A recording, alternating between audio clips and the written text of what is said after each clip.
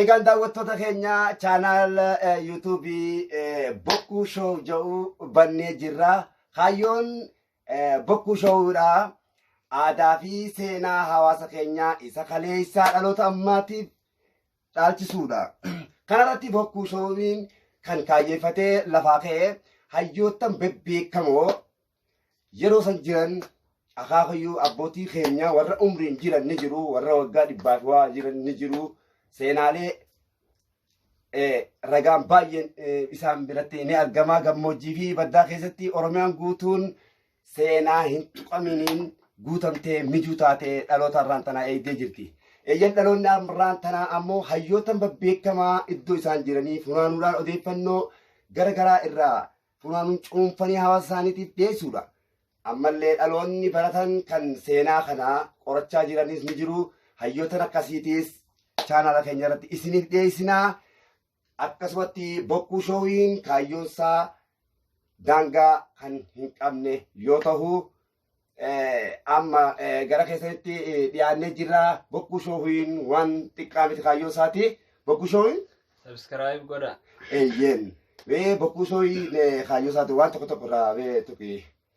Atis gaa barreessaa kitaabaati, nama jabaa dhaloonni ammaan tanaa qabu keessaa kitaabilee garagaraa maxxansaati jiraasi. Kan maxxansees kitaabilee seena qabeeyyii waan guddaa ajaa'ibaa qabateeti. Goofaree tana keessatti kan inni qabatee taa'u waan laafaa miti.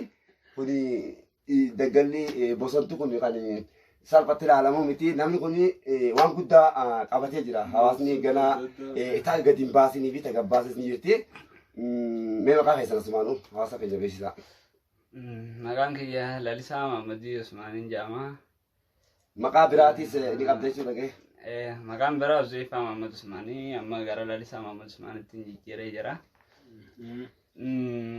Bokkuu shoowiin waan ajaa'ibaa waan addaa qabateeti as bahee jira. Seenaan teenya kaleessaa wanti hin dubbataminiif wanti dhaloonni silaa akka har'aa kanatti miidiyaaleen fi barreessitoonnii fi wanti adda addaa jiraate seenaan teenya kaleessaa hin baddu turte. Tan jaarraa 8ffaa, 9ffaa, 11ffaa, 13ffaa, 16ffaa, 19ffaa akkasuma yeroo lolli gurguddaan adda addaa nurra deemaa ture. Yeroo weerara lafaatiin Minilik kadhumaa Minilik achiin dura yeroo Arabootarraa eegalee weerarri gurguddaan nurra banamaa ture. Afran qalloo heetuu humbanna akkasuma hara tuulamaatii warjii loloota adda addaa walloo dabalatee nurra gaggeeffame. Osoo akka har'aa kanatti miidiyaan jiraate seenaan teenya seenaa yeroo dheertuuti. Seenaa gabaabduma sanatti akkanatti fixanii miti. Ammoo akka nutis akka dhaloonni boru nun komanne, dhaloonni nu booda dhufu akka nun komanne hanga beenu xiqqoo xiqqoo hanga dhageenye yeroo gama miidiyaatiinis akka bokkuu shoo kanatti dabarsine yeroo gama kitaabaatiin waan karaa nu danda'ameen dabarsine dhaloota komii dhaloota boruu jala xiqqoo ni dandamanna jeetii yaada. Bokkuu shoo waan guddaa jalqabee jira. Isinillee subscribe, like, share godhuun moraal isaa jajjabeessaa cinaa dhaabbadhaan isinin jira. Eeyyeen daawwattoota keenya bokkuu shoowiin kaameraa bifa kanaan kan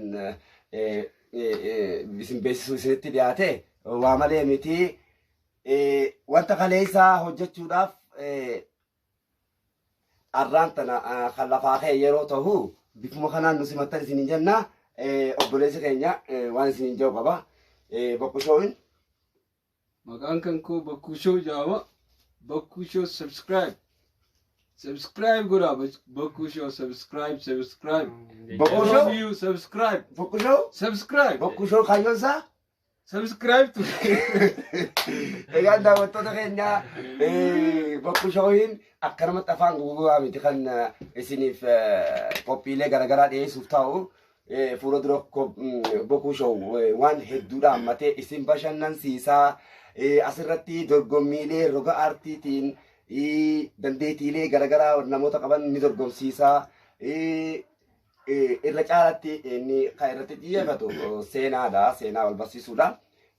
Achi keessatti qophiileen garagaraa tapha garagaraa kan ijoollummaa keenya taphachaa turre akka boolee takka taakiyyee laamiyyee takka shaantii taphachuudha jalaan buus maal fa'aa ture gosa shaantii taphachuufaadha. Guuguu faa ija wal qabnee guuguu bariitee bariitee jiini qallaan bee ka'ii barbata. Waan akkasiiti. Taphni gaafa dur taphatamu hon taphni guuguu waraabessa lafeetu gaara guuguu waraabessa lafeetu guuguu taphni akkanaa hon tapha akkanumatti abbootiin teenya callisanii taphatanii miti. Gaarri guuguutiis waraabessi lafeetu guuguus gisee hara seenaatiin as deebine eenyu akka ta'an isaan san adda baasaa dhufna qixa sirriitiin taphni hundinuu lafaa kee akkamatti tapha akka irraa kana ta'eetii miti jechuu barbaadeeti abbootiin teenya dur gadaa heera gadaa isa jabeeffatan jennaan bakka waasiti keessa jabeeffatanii jaan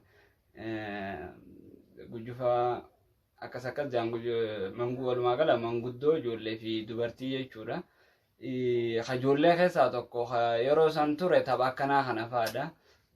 Kana suutuma suutatti adda baasaa dhufa jeetii yaada Bokkuushoo. Naam.